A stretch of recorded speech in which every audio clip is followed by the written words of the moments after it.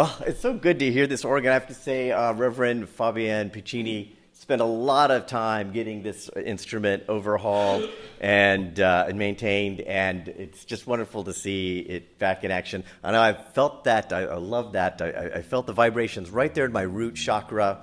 But I want to share with you some of the lyrics from that spiritual that really jumped out at me. Every time I feel the Spirit moving in my heart, I will pray. Yes, every time I feel the Spirit moving in my heart, I will pray.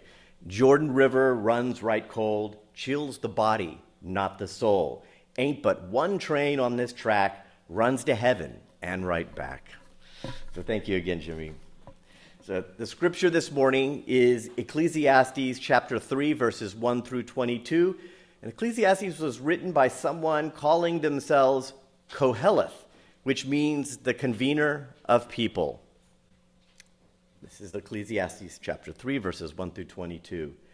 There is a season for everything, and a time for every event under heaven, a time to be born and a time to die, a time to plant and a time to uproot what was planted, a time to kill and a time to heal, a time to tear down and a time to build up, a time to weep and a time to laugh, a time to mourn and a time to dance, a time to scatter stones and a time to gather stones, a time to embrace and a time to refrain from embracing, a time to search and a time to give up searching, a time to keep and a time to discard, a time to tear and a time to mend, a time to be silent and a time to speak, a time to love and a time to hate, a time for war and a time for peace.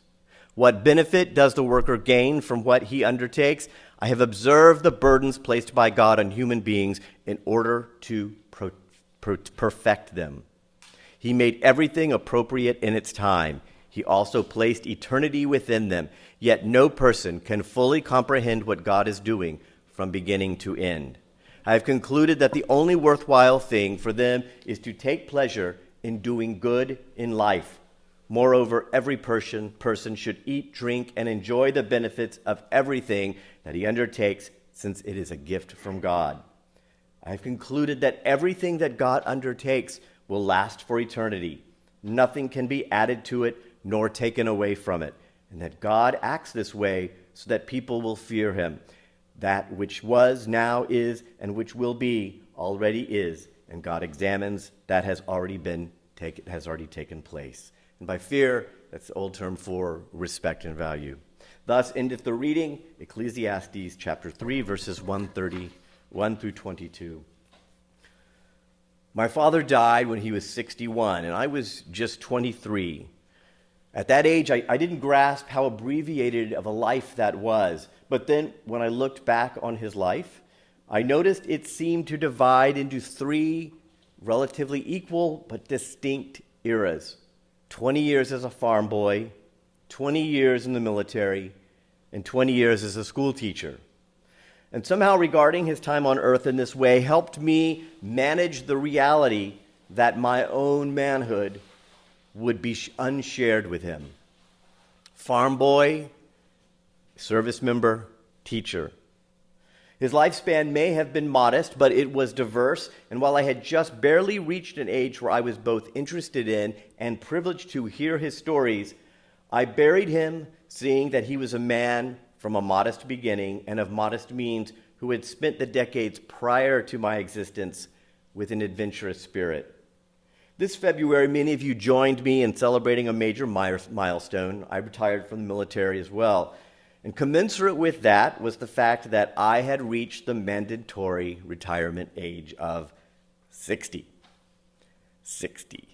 In the months leading up to that milestone, my friend Pete, who was born about 12 hours before me, my friend Pete and I mutually confessed that we simply did not know what to do with this concept of 60.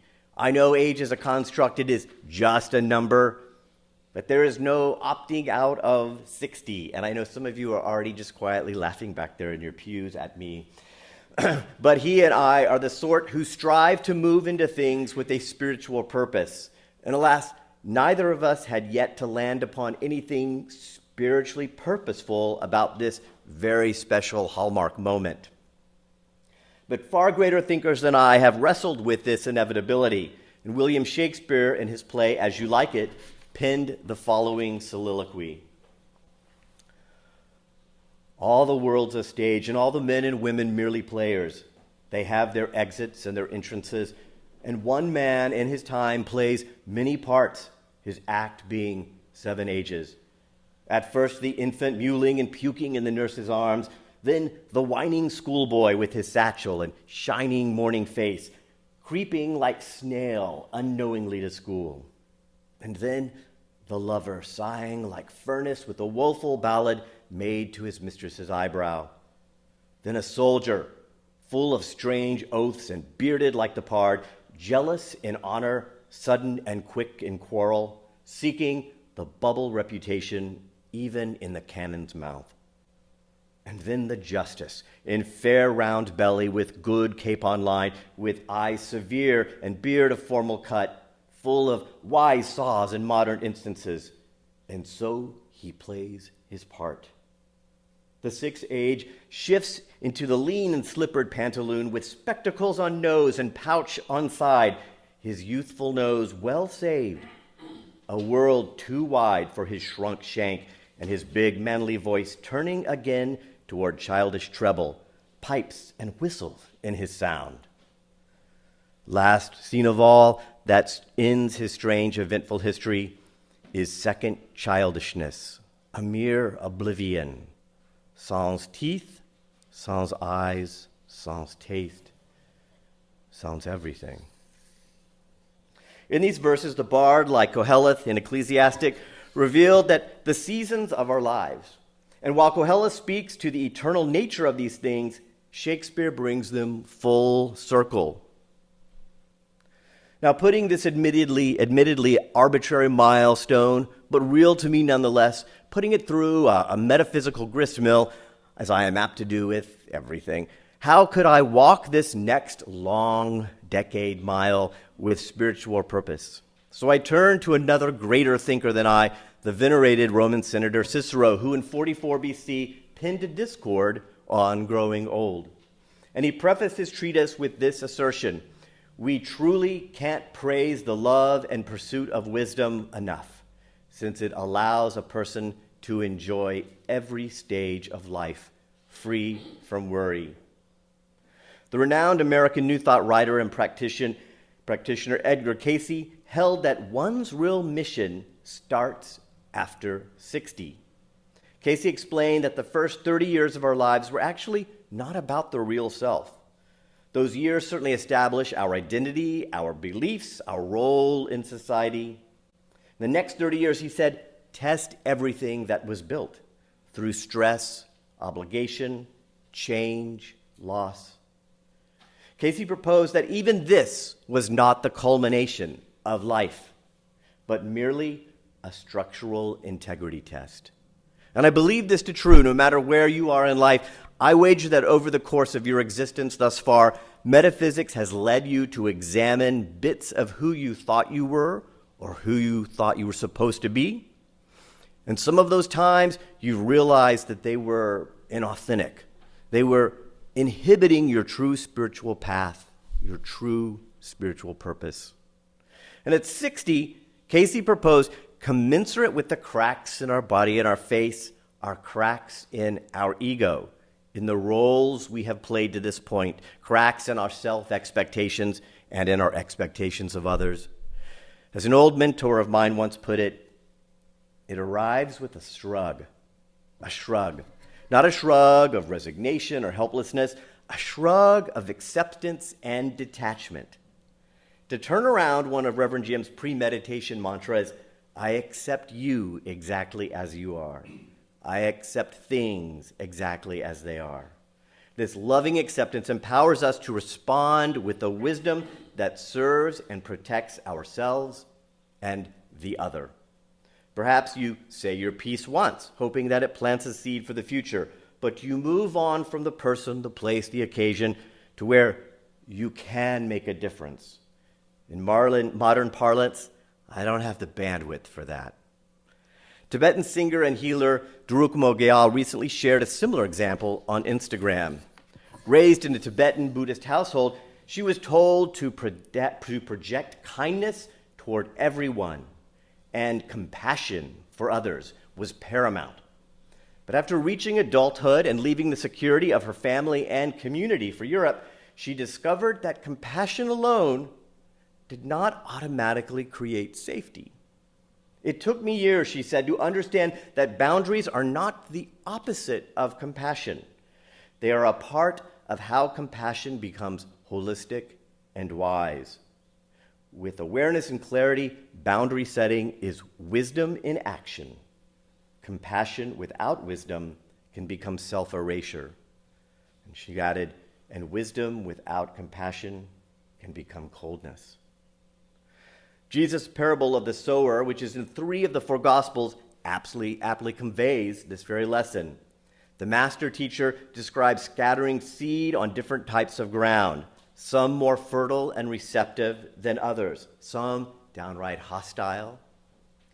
But only some seeds, as a result of these conditions, only some of those seeds actually take root and sprout and fully grow. And at certain points in our lives, we realize that each seed we sow is precious. And with greater wisdom comes the ability to cast them with wisdom, discerningly. Casey did not draw this parallel, but I'd like to think that if we've prepared ourselves and continue to do so, our hard-earned wisdom will allow us to cast out seeds more effectively and cast seeds inwardly as well, as we are all fertile soil for spiritual growth and wisdom. Heeding Ecclesiastes, today is prime season to plant, to build, to mend, to dance, to laugh, to embrace, and to love. Why? Because we're so much better at it now than we've ever been before. Now, I'd like to transition right into meditation because it is a continuation and application of these words. So you can actually stay seated for a little while there, Jimmy. And in this meditation, it is, you notice I spoke about different ages of our lives. Convention tells us that the past is in the past. It's got us here, and for better or for worse, we have to work with it and progress from it. And in the invitatory, there was this claim that of all the ages we have been, even if we've outgrown them, remain with us. Now, quantum physics offers an intriguing proposal, and you guys know that I'm pretty nerdy, and I like to go down rabbit holes and peel back layers of knowledge. But this intriguing proposal, this theory in quantum physics, is something called retrocausality. And I'm being very simplistic here. But at the quantum level, there is a theory that implies that the past state of a particle is not finalized until a future measurement is made. Now, those of you who've joined me for my unifying theory discussion last year know that I'm not afraid to look at things unconventionally, but I think there is a practical wisdom here. There is a lovely metaphor here. That the books on our earliest years are never closed, and that the spiritual wisdom we now possess can rewrite their meaning and the impact of the past. So I'd like you to join me on a little journey of the heart and mind, and just gently close your eyes, if you will. And we're going to do some box breathing. So I want you to just let your hands rest, palms up. And why am I so big on palms up? Because that is both a receiving and an offering position. All things in balance. We can receive, but also give. And so through your nose, I want you to breathe deeply all the way down through the root chakra, all the way down to where you're sitting, and hold it, and open, and release, relax in the exhale, and hold the emptiness. Inhale through the nose, hold it. Surrender to the exhale. Hold the emptiness. Inhale through the nose. Hold it. Exhale.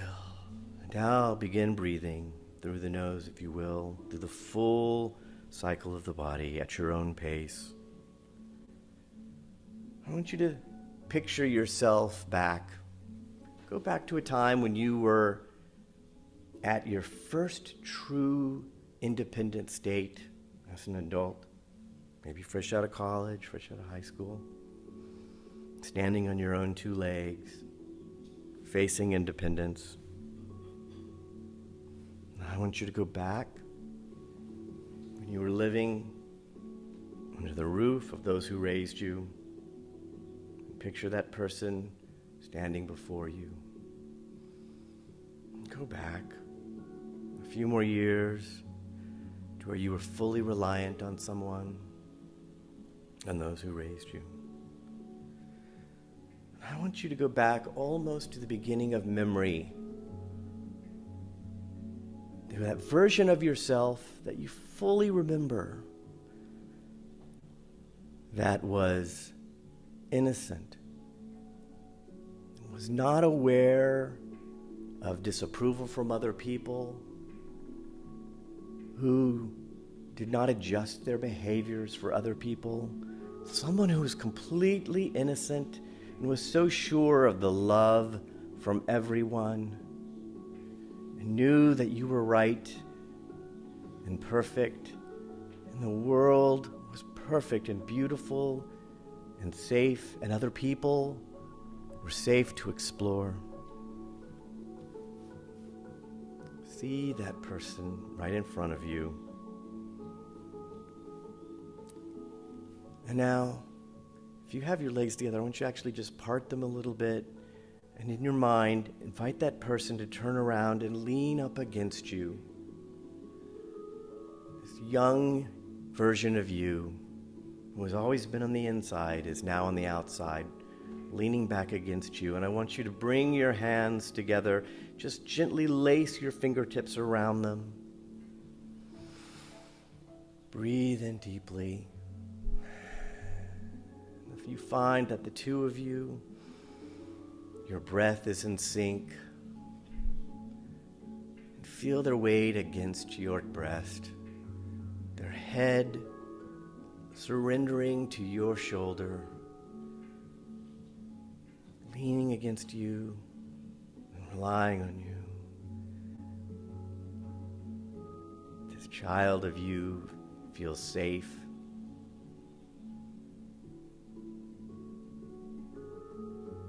I want you to just very quietly whisper in its ears, "You are safe.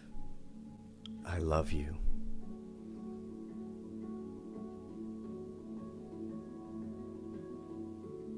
Once again, say thank you for being. I love you. And notice this child of you's reaction.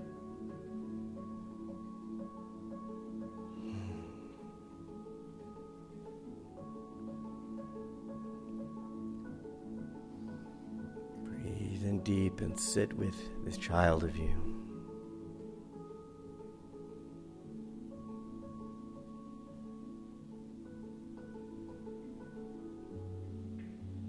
And quietly say, thank you for being perfect. You were, are, and always will be perfect.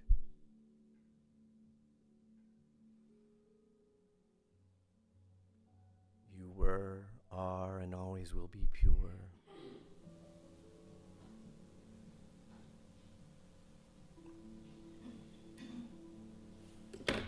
And notice how it responds. Breathe again.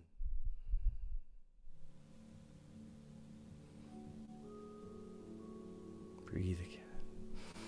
Feel your hearts in sync because you are of one heart. Your breathing is in sync because you are of one breath, one spirit.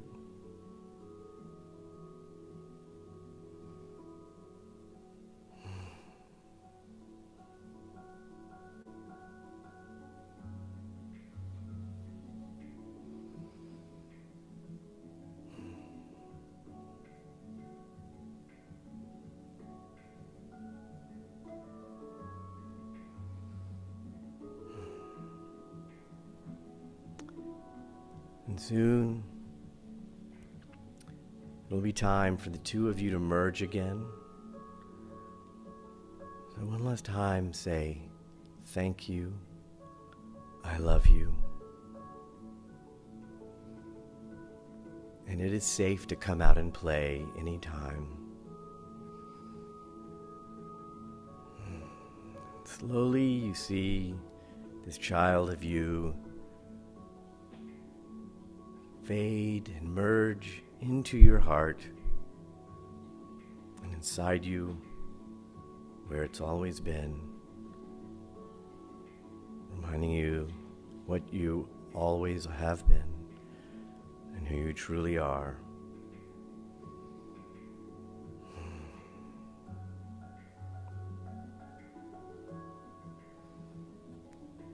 Take one last breath. Hold it into your root chakra. Feel this energy go from your feet to your crown chakra. This moment, savor it. And on the exhale, gently open your eyes and join us here in the chapel again.